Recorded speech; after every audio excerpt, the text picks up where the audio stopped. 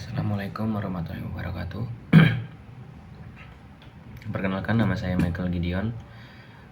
NPM saya 257833021. Saya berasal dari kelas TRPL 2A. Di sini saya akan menjelaskan tentang perulangan yang ada 3 jenis. Yang pertama itu for, while, dan while. Yang pertama itu saya akan menjelaskan tentang perulangan for, yang dimana saya akan memberikan strukturnya. Yang pertama itu perulangan for adalah instrumen yang dirancang untuk eksekusi yang sepenuhnya terukur dan terprediksi. Bayangkan ini sebagai sebuah kontrak kerja yang disiplin. Semua parameter mulai dari kapan harus mulai, inisialisasi, apa syaratnya agar tetap bekerja, hingga bagaimana cara melaporkan progres di setiap akhir putaran. Semuanya terkunci di satu baris pertama. Struktur ini diciptakan untuk meminimalkan jarak kognitif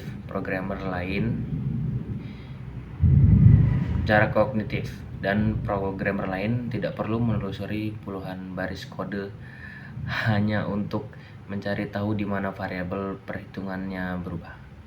Ini adalah standar dalam dunia profesional untuk mengelola data yang ukurannya yang sudah pasti, seperti daftar mahasiswa atau elemen dalam sebuah matriks. Secara teknis juga for bekerja dengan urutan yang sangat kaku untuk menjamin stabilitas. Pertama, inisialisasi hanya dijalankan satu kali sebagai persiapan awal. Setelah itu, gerbang kondisi diperiksa. Misalkan seperti jika lulus, barulah kode di dalam kurung kurawal dijalankan. Hal unik dari for itu adalah bagian iterasinya baru bekerja tepat setelah seluruh instruksi di dalam blok selesai dieksekusi. Sebelum akhirnya kembali memeriksa kondisi untuk putaran berikutnya, kerapian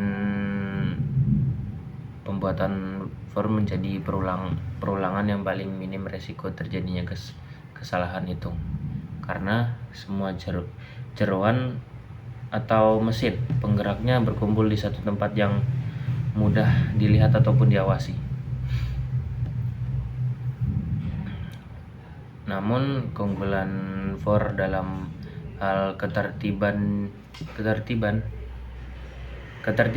justru menjadi kelemahannya dalam situasi yang dinamis. Karena for bekerja berdasarkan struktur yang kaku, ia kurang efektif jika digunakan untuk menangani situasi di mana batas akhir perulangan bergantung pada variabel eksternal yang tidak menentu, seperti menunggu balasan dari server atau gerakan mouse pengguna yang acak memaksa pengguna for dalam kondisi yang penuh kejutan itu juga seringkali menghasilkan kode yang terlihat dipaksakan dan sulit dipelihara. Singkatnya, for adalah alat untuk presisi dan data statis.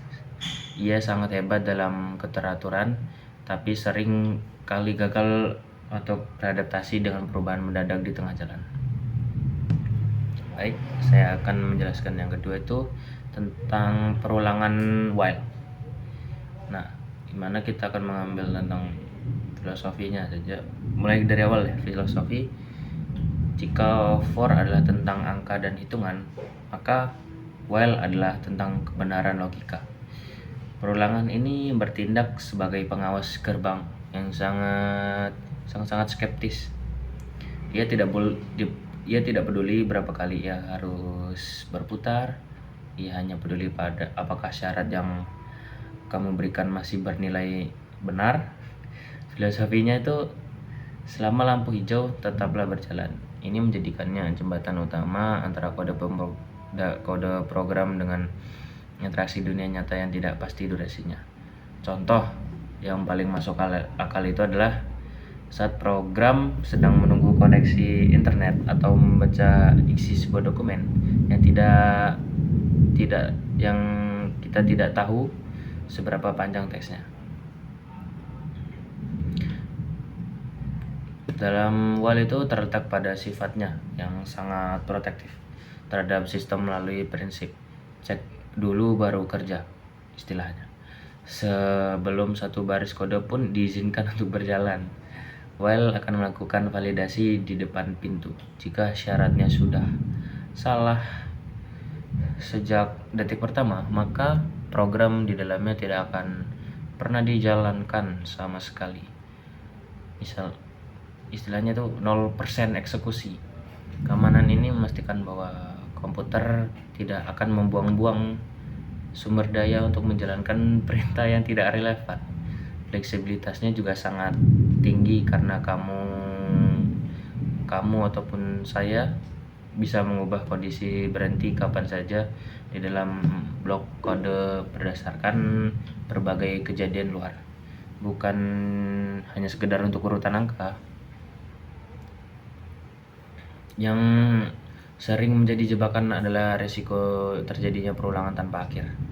Itu dimana biasanya disebutnya infinity loop, karena variabel kontrol pada while biasanya dideklarasikan di luar dan pembaruannya dilakukan secara manual di dalam blok kode. Sangat mudah bagi seorang programmer, terutama saat telah lupa menuliskan baris pembaruan tersebut. Kesalahan kecil ini akan membuat program berputar selamanya, melahap habis daya CPU dan RAM, hingga aplikasi membeku atau kita sebut itu ngehang. While juga menuntut ketelitian tinggi dan pengawasan manual. Ia juga memberikan kebebasan yang luas. Namun jika kamu tidak hati-hati dalam menggunakannya, ia akan menjadi lubang hitam yang menghisap stabilitas sistemmu. Dan di sini saya akan menjelaskan yang ketiga, yaitu perulangan do while. Do while adalah anomali yang sangat berguna karena memiliki prinsip lakukan dulu urusan benar atau mungkin salah cek belakangan. Kalau salah cek belakangan. Berbeda dengan semua saudaranya, alur eksekusi pada do while dibalik. Jalankan seluruh blok perintah dulu, baru periksa syaratnya. Di bagian paling bawah, mengapa logika ini dianggap masuk akal?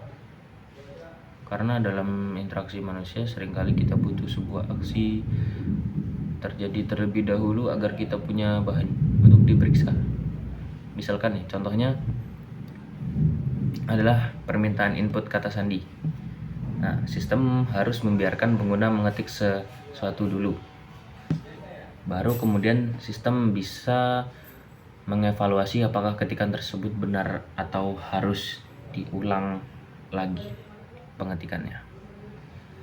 Dalam hal teknis, do while adalah solusi paling elegan untuk menghindari penulisan kode yang berulang, yang biasa disebut redundant. Tanpa struktur ini, kamu mungkin terpaksa menulis perintah yang sama 2 kali, sekali di luar perulangan agar proses dimulai, dan sekali lagi di dalam agar proses bisa berulang. Do while memangkas pemborosan ini dengan memastikan bahwa kode kamu pasti berjalan minimal 1 kali. Terlepas dari kondisi di awal, hal ini membuat alur logika program terasa lebih alami dan manusiawi, terutama untuk fitur-fitur interaktif seperti menu pilihan aplikasi atau proses validasi data pengguna. saya akan menjelaskan tentang array.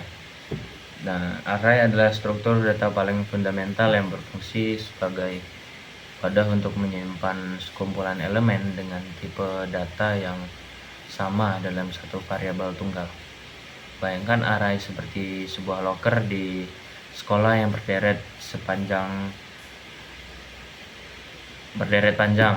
Daripada kamu memilih 30 lemari terpisah yang tersebar di seluruh gedung untuk menyimpan buku masing-masing siswa, kamu cukup memiliki satu barisan loker yang diberi loker besar yang diberi label loker kelas A. Keunggulan utamanya itu adalah dalam efisiensi pengorganisasian. Dengan satu nama variabel, kamu bisa mengelola ribuan data sekaligus tanpa harus membuat ribuan nama variabel yang berbeda di dalam kode programmu. Dan secara teknisnya, array bekerja menggunakan sistem indeks yang hampir selalu dimulai dari 0, bukan 1. Hal ini sering membuat pemula bingung, namun alasannya sangat logis. Indeks sebenarnya adalah nilai jarak yang dalam sebutannya offset dari alamat memori paling awal. Setiap elemen dalam array menempati slot memori yang berdekatan atau disebut contiguous memory. Karena letaknya yang sangat berjejer rapat tanpa celah, komputer bisa menghitung lokasi data di memori dengan sangat cepat hanya melalui rumus matematika sederhana. Alasan mengapa mengakses data di urutan kelima atau ke-5000 dalam sebuah array memiliki kecepatan yang sama presisi. Satu hal krusial yang harus dipahami adalah bahwa array bersifat statis, yang berarti ukurannya harus ditentukan saat ia pertama kali dibuat dan tidak bisa tiba-tiba masukkan data ke 11 tanpa membuat array baru yang lebih besar dan menyalin semua data lama ke sana. Karakteristik ini memang memberikan kepastian bagi memori komputer mengenai berapa banyak ruang yang perlu dipesan. Namun di sisi lain, ia menuntut programmer untuk memiliki prediksi yang akurat mengenai beberapa banyak data yang akan diolah agar tidak terjadi pemborosan memori. Secara kritis, meskipun array sangat unggul dalam kecepatan membaca data dalam akses acak, ia sangat tidak efisien dalam urusan modifikasi struktur seperti penyisipan atau penghapusan data di tengah barisan. Jika kamu menghapus elemen di indeks pertama, semua elemen di belakangnya harus bergeser satu per satu ke depan untuk mengisi kekosongan tersebut agar memori tetap rapat. Proses pergeseran